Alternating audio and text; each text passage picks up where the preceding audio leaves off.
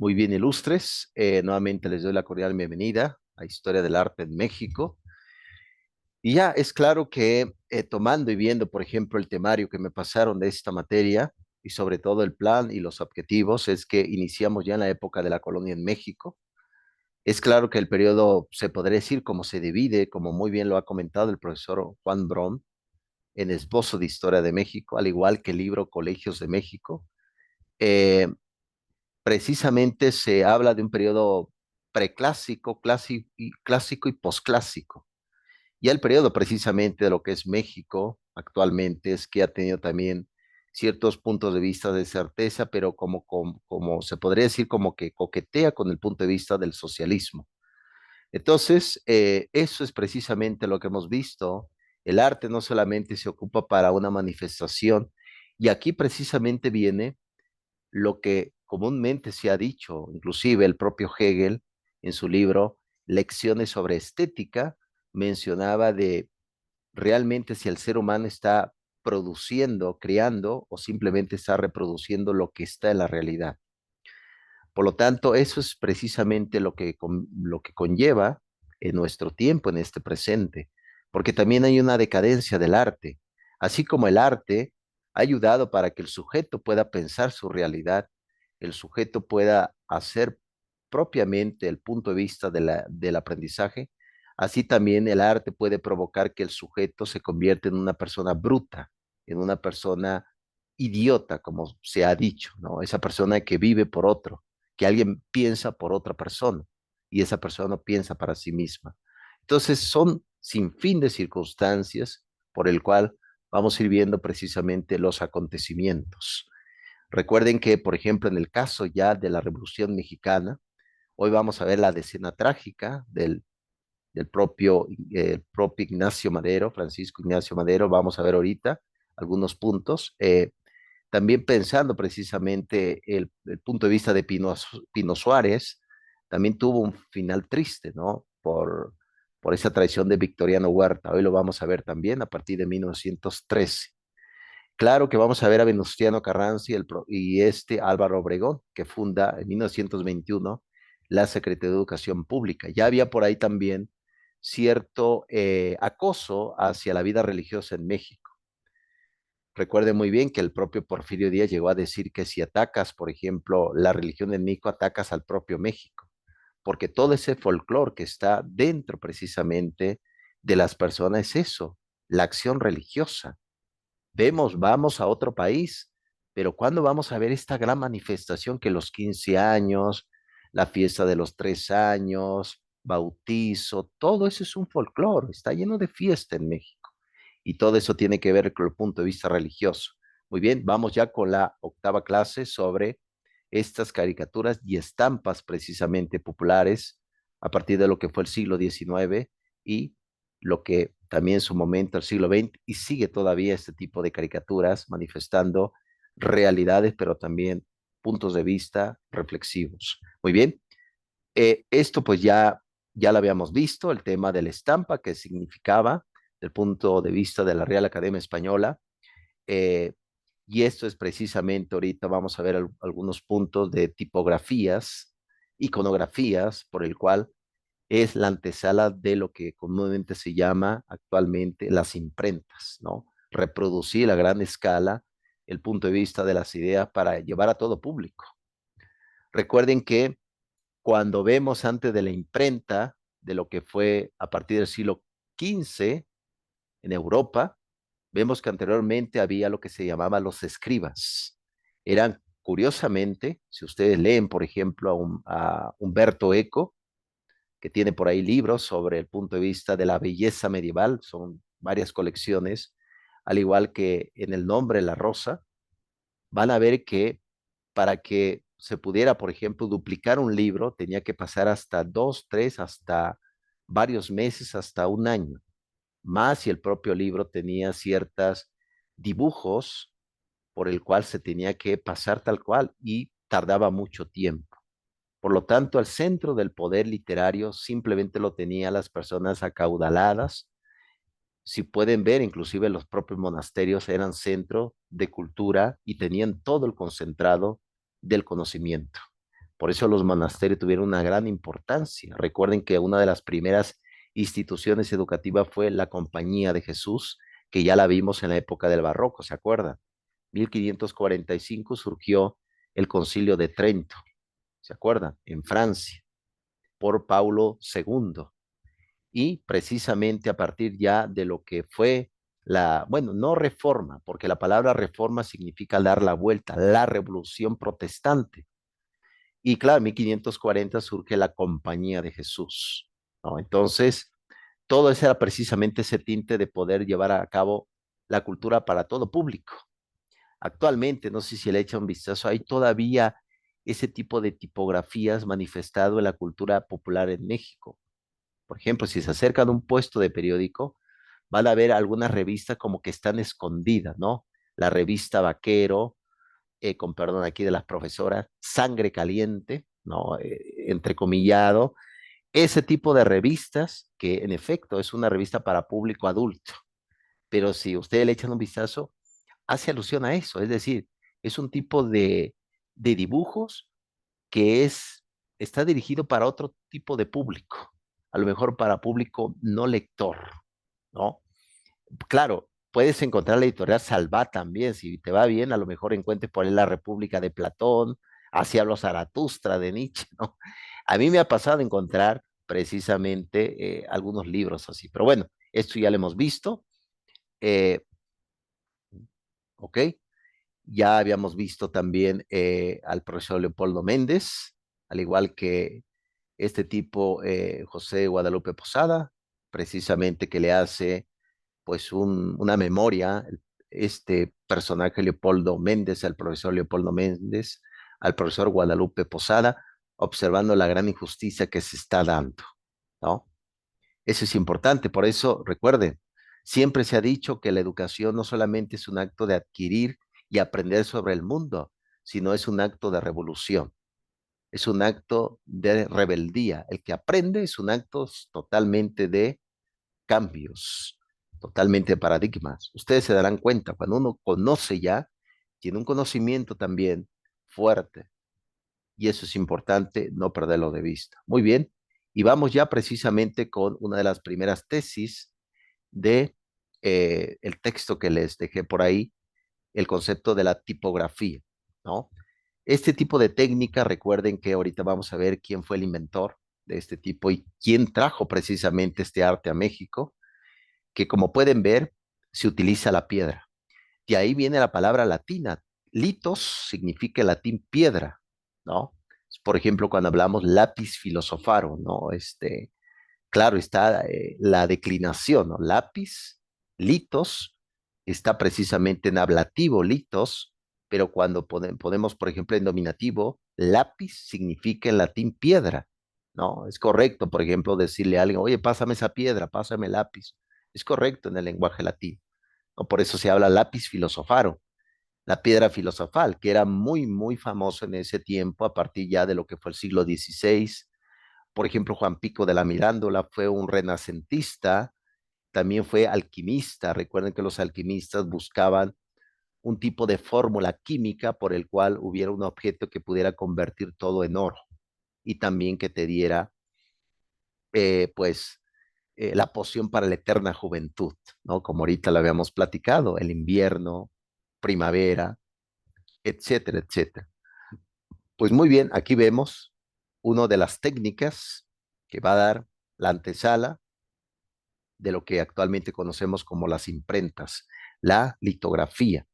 Y aquí precisamente utilizan una piedra, por el cual en la piedra precisamente se va a exponer lo que es parte de este dibujo, con ese rodillo metálico, con ese rodillo muchas veces también de madera pesado, podías poner una hoja, claro está, y en la piedra y pudiera marcarlo para poder sacarla y pues repartirla rápidamente, ¿no? Ahorita sabemos que las imprentas manejan un tipo de tecnología más avanzada, un tipo de tecnología también que produce calor y prácticamente los grabados son más rápidos en todo esto. Pero en ese tiempo es lo que se tenía, ¿no? Y eso es precisamente, si no decía por la litografía, no hubiera periódicos ahorita, no sé si han visto los periódicos. Claro, hay periódicos a periódicos, ¿no? el Financiero, el Universal. Si vas en el metro está Alarma, ¿no? Un poco así como para otro tipo de público. Y claro, ahí también en ese periódico Alarma aparece tipo Sangre Caliente, ¿no? Un poco aspecto más. Pero bueno, aquí pues ustedes son adultos, ilustres, entonces puedo hablar así y demás. Pero bien, esa es precisamente la técnica de la litografía. Muy bien, prosigo, ilustres. Eh, ok, sale pues. Bien, tenemos al profesor Claudio. Aquí precisamente recuerden que en la técnica de los dibujos, los grabados, ya la vimos anteriormente en la época del periodo neoclásico sobre el origen de la escuela de San Carlos, ¿no? La escuela universal, bueno, la escuela de arte en México. Claro está que se llamaba antes la Escuela de San Carlos, pero precisamente vemos precisamente que aquí hay influye totalmente el pensamiento italiano y él precisamente fue uno de los de este tipo de técnica que llega a México, curiosamente. Este pensador Claudio Linati trae la técnica y claro está que, curiosamente, el tema de la litografía también se empezó a enseñar en la escuela de San Carlos. Pero ojo, la mayoría de, ahorita vamos a ver algunos periódicos, no necesariamente estudiaron en la escuela de San Carlos. Muchos eran autodidactas, o otros a lo mejor recibieron cierto tipo de aprendizaje totalmente informal. Recuerden que actualmente sí podemos hablar de un currículo, un diseño curricular un poco más enfocado en un tipo de educación formal. Pero anteriormente, recuerden, desde la formación de los sacerdotes, que ahorita lo vamos a ver en la guerra cristera, se daba en las iglesias, no ibas a la escuela, simplemente el sacerdote te enseñaba lo que sabía y listo, al igual que los que realizaban grabados, te enseñaba lo que sabían y punto. Y aprendías todo lo que podías. Y claro está, era un tipo de aprendizaje al final de cuentas informal, pero necesario. Por lo tanto, quédense con este profesor, Claudio. Dio clases en la Escuela de San Carlos en el tema de la litografía. Muy bien. ¿Alguna pregunta hasta acá, ilustres profesores? Excelente, muy bien. Sale pues. Prosigo. Bien, voy a pasar ya a la siguiente presentación. Ok, muy bien.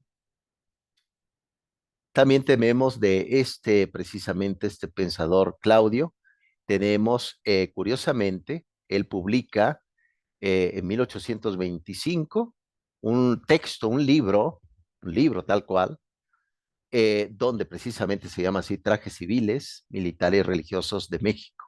Aquí, como pueden ver, esa es una técnica de litografía mostrando algunos ejemplos de, pues, de la vida cotidiana en México, ¿no? Recuerden que este tipo de descripciones a veces un poco muy extraño, decir, oye, ¿cómo es esto? Pero al final de cuentas se manifiesta un tipo de realidades que es parte también del folclore en México, ¿no? De los rituales que existen. Hay rituales, recuerden que la palabra ritual hace alusión a una ceremonia. Por ejemplo, el 10 de mayo en México es un ritual. Vas con la mamá, oye mamá, te traigo esta flor, ve, es un ritual, ¿no? Por eso vemos, por ejemplo, cuando veamos el atentado que se le hace a la Virgen de Guadalupe, donde ponen esta bomba dentro, bueno, la bomba iba dentro de un ramo de flores, explota, y la cruz precisamente, estamos hablando de 1900, espero no equivocarme fecha, 1921, cae el Cristo y el Cristo para el impacto, ¿no? De la bomba y no le pasó nada a la imagen de Guadalupe, pero la Virgen de Guadalupe representa, claro está, la madre, pero la madre tuya. Por eso tiene tanto seguimiento, porque es parte de ese folclore de lo sagrado. El ritual, recuerden, es un acto sagrado. Todo eso tiene un proceso importante. Bien, aquí pueden ver precisamente uno de estas vidas cotidianas, que por cierto, este hombre pues sí hacía un poco de frío, ¿no? Entonces, eso es precisamente todo en este libro que publica este hombre aquí en México, curiosamente. Y aquí también vemos otro pasaje, Claro está que no sé si lograron ustedes saber, a mí me tocó ver todavía, donde un señor iba, y me tocó verlo en la Ciudad de México, donde llevaba su rejita, pues haciendo como ciertas actividades con el pajarito, ¿no? Que sacaba tarjetitas y te daba la suerte, todavía. Y precisamente ese canasto representa la vida diaria del pueblo mexicano, ¿no? Y el contraste también entre las sociedades criollas, ¿se acuerdan que ya lo habíamos visto?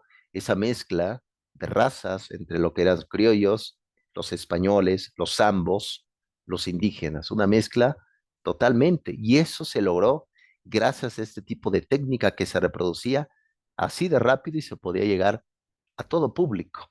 Eso es lo que se buscaba, recuerden, cuando un arte nada más se puede ver, para ciertas personas realmente no tiene significado. ¿Por qué? Porque ahí viene el tema epistemológico en el arte. ¿Qué significa esto? Que el arte puede estar ahí, en efecto, el objeto que posee verdades, pero el objeto pierde significado cuando el sujeto no está ahí para darle un significado. A eso le llamamos epistemología subjetiva. A eso se le llama epistemología subjetiva. Es una piedra, por ejemplo, una piedra no sabe que existe, un arte no sabe que existe. ¿Quién sabe que existe? El sujeto, nosotros. Pero aquí hay un problema también. A eso se le llama realismo metódico. Actualmente, la corriente que yo tengo mucha simpatía en ella se llama realismo metódico. Por ejemplo, si yo meto la mano en el fuego, pues me va a quemar, ¿no? ¿Qué significa esto? Que la realidad se impone sobre el sujeto. Por lo tanto, el arte, tanto en la época antigua como en la época totalmente contemporánea, también debe de manifestar el arte verdades, no solamente fantasías, verdades, ¿no? Por eso cuando vemos un tipo de arte que no tiene nada que ver con lo que es realmente la vida, ahí entra el choque precisamente y la crisis. Porque cuando tú ves un cuadro, cuando tú ves una obra de arte, esa obra de arte te tiene que también conmover, te tiene que reflexionar, etcétera, ¿no? Entonces, a eso realmente hacemos alusión en toda esa descripción ilustres. Muy bien, eh, sale pues, prosigo. Tenemos también otro tipo de escena en este libro y precisamente pues aquí a mí me tocó, déjenme decirles, hace muchos años cuando yo era pescador, me dedicaba al mar. Mi papá venía así, fíjense. Cuando era pescador, él venía caminando del mar y venía descalzo con su canasto cargando de productos, descalzo. Ese es el México, vean. Ese es el México que realmente a veces perdemos de vista. Ese es el México real de personas auténticas, ¿no?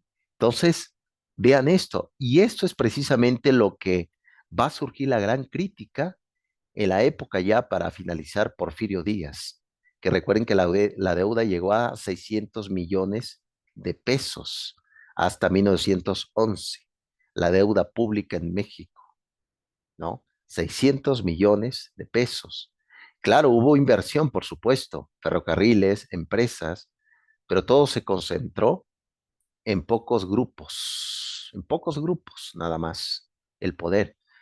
Y me parece, recuerden lo que hacía Porfirio Díaz, que ya les platiqué, él daba premios. Toda la persona que era leal a él, pues te daba consulados, te daba un puesto en el gobierno, aunque no tuvieras el perfil, simplemente lo tenías que hacer.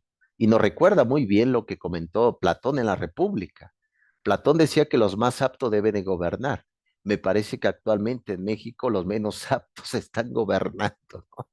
Y los que quieren gobernar no lo quieren hacer. Fíjense que por ahí viene una sátira del propio Platón que, claro, en boca de Sócrates, le preguntan a Sócrates, oye Sócrates, eh, ¿cómo podemos elegir a alguien que pueda gobernar y que tenga la capacidad para hacerlo?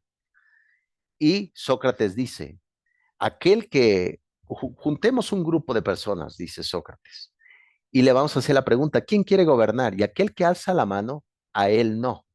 y aquel que se esconde y que no quiere a él a que elegirlo. Claro, es una sátira, por supuesto, pero bueno, la pregunta es, profesora Sandy, profesora Maray, profesor Policarpo, ¿les gustaría ser presidente municipal de una comunidad?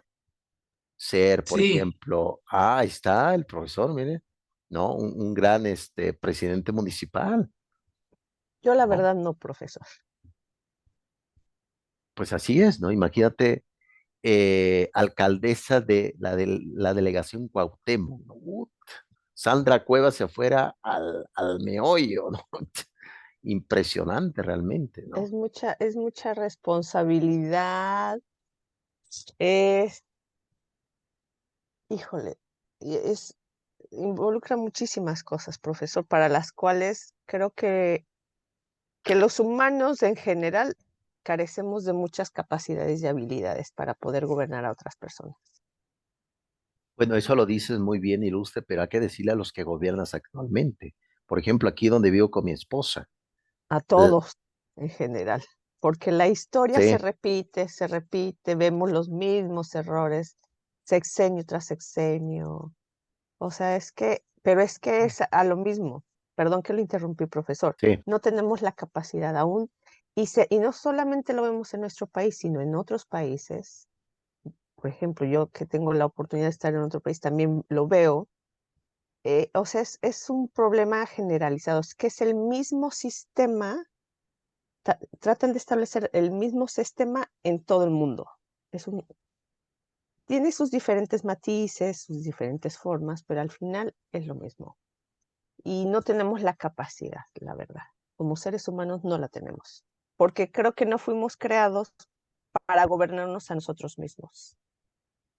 Sí, curiosamente lo comentas bien, Ilustre. Fíjense que hay un libro de un inglés llamado Thomas Hobbes. Creo que ya se los había platicado. Se publica en 1651.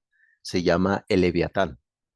Recuerden que el Leviatán, Thomas Hobbes lo toma de lo que es el Antiguo Testamento, en lo que es, Cocodrilo, ándale, hace alusión precisamente a Leviatán a un monstruo, ¿no? un cocodrilo, sí. Y ese Leviatán precisamente de ahí toma esa fantástica frase, Thomas Hobbes, Homo hominis lupus. Es una frase latina, Homo hominis lupus. Ah, el hombre se come el lobo o el lupus, lupus o es Lupus lobo es lobo, exactamente. en Homo, italiano, sí, y hombre, como el hombre hombre, es el propio lobo hominis, del hombre, algo así. sí. El hombre es un lobo para los hombres, Ya. ¿no? Es la frase de Thomas Hobbes. Thomas Hobbes dice que la persona es malvada. Recuerden lo que comentó Rousseau. Rousseau decía que la persona era buena. Lo que corrompía a la persona era lo social, ¿no? Es decir, esa corrupción venía de lo social, no de la persona.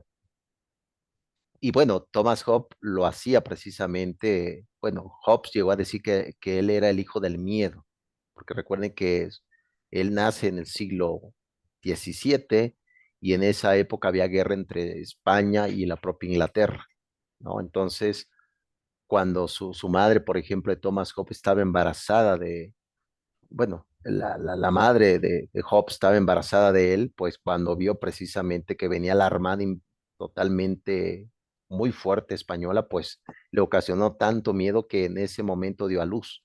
Por eso Thomas Hobbes llegó a decir que era el hijo del miedo. Pero bueno, al final de cuentas, recuerden esto, todos somos ciudadanos, ¿no?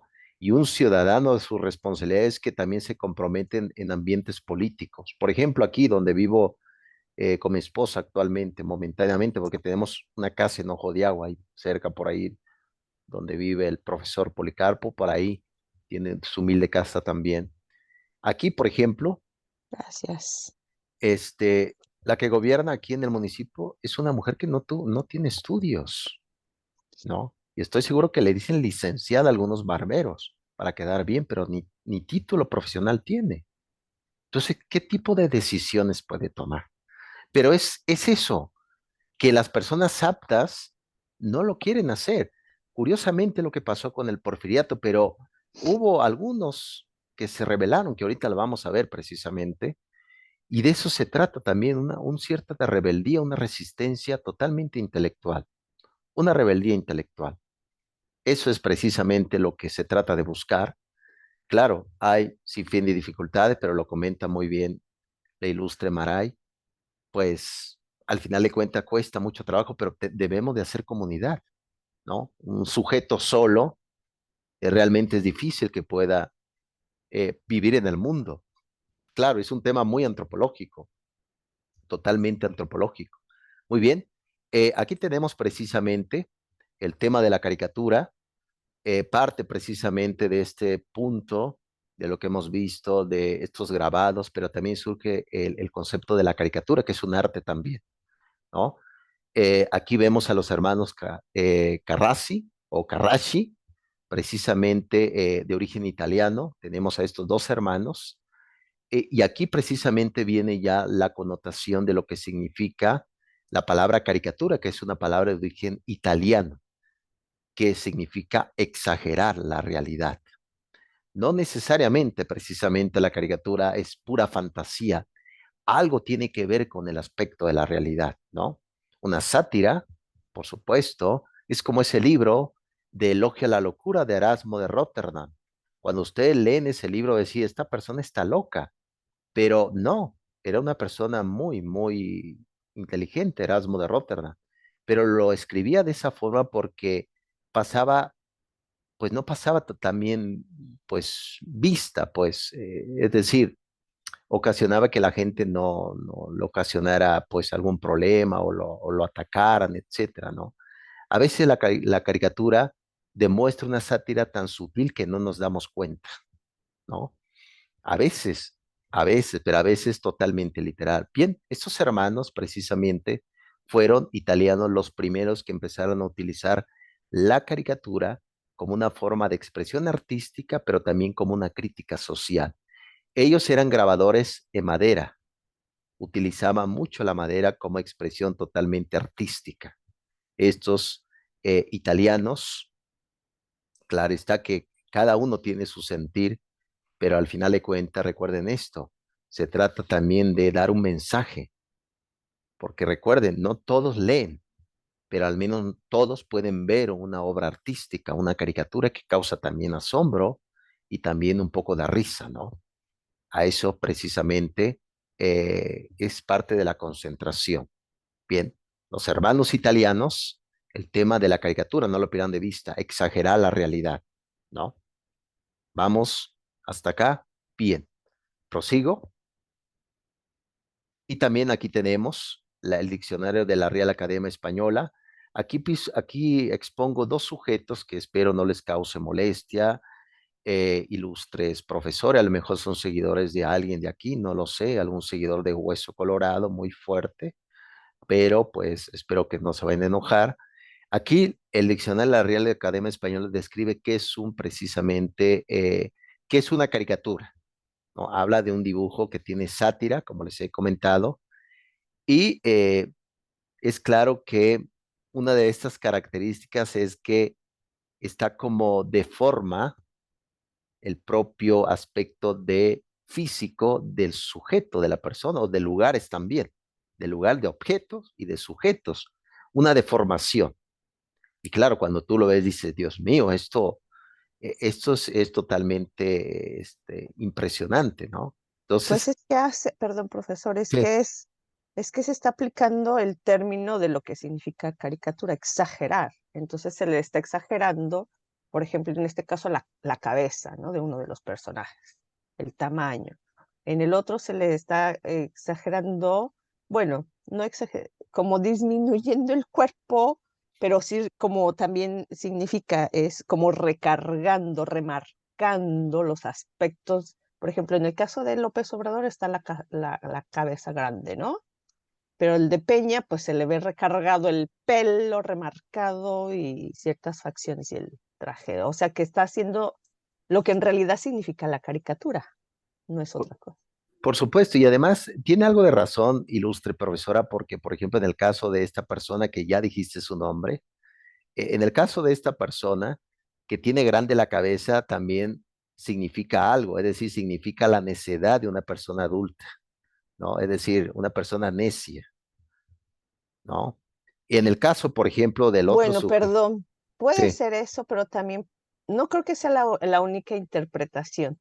Pienso que también tiene otras cosas aparte de porque también para mí podría significar, siendo una persona adulta con esa cabeza grande, el conocimiento que tiene, la experiencia que tiene. sí, O sea, también, si lo va tiene su lado negativo y su lado positivo. sí, también tiene un colmillo muy grueso, Sí, largo y experiencia, retorcido. Tiene un colmillo experiencia. retorcido totalmente impresionante. Lo comentas bien, Ilustre Maray. Veo que Bueno, creo que usted está, por lo que he escuchado, no solo el día de hoy, sino anteriormente, y respeto como usted dice, pero sí creo que está como que en desacuerdo con la forma en que él está gobernando. pues mira, Ilustre, se trata precisamente de que todos podamos vivir bien, inversión también, porque, por ejemplo, cuando un docente da clases, hay un profesor por ahí que lo hemos estudiado, mi esposo y un servidor, se llama Michael Porter, es un profesor de Harvard, y él hablaba de la cadena de valor, la cadena de valor. Por lo tanto, ¿qué significa? Si hay inversión, ¿quién paga la colegiatura? El alumno. ¿El alumno de dónde trabaja? Ah, trabaja en empresas y si a las empresas les va bien, nos va bien a todos. Y claro está, vean, por ejemplo, el paraíso comunista. ¿Quién se va a Cuba a vivir?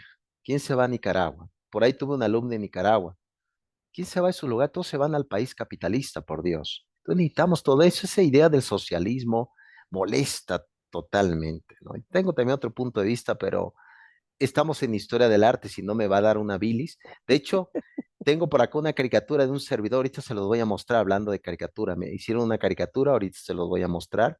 Ahorita regresando precisamente de este pequeño recesito. Quédense con con el otro hombre que voló ya la golondrina, ¿se acuerdan de la paloma? Me parece que la paloma se Sí, rebeló, claro, recibió su buen billete y se largó de ahí. Pero bueno, le dio un buen peinado, no es lo que tenía un buen peinado, ¿no? Bien, ahorita nos vemos ilustres para seguir y vamos a ir viendo algunos vale. periódicos. Ahorita nos vemos. Sí, profe. Sale, vale.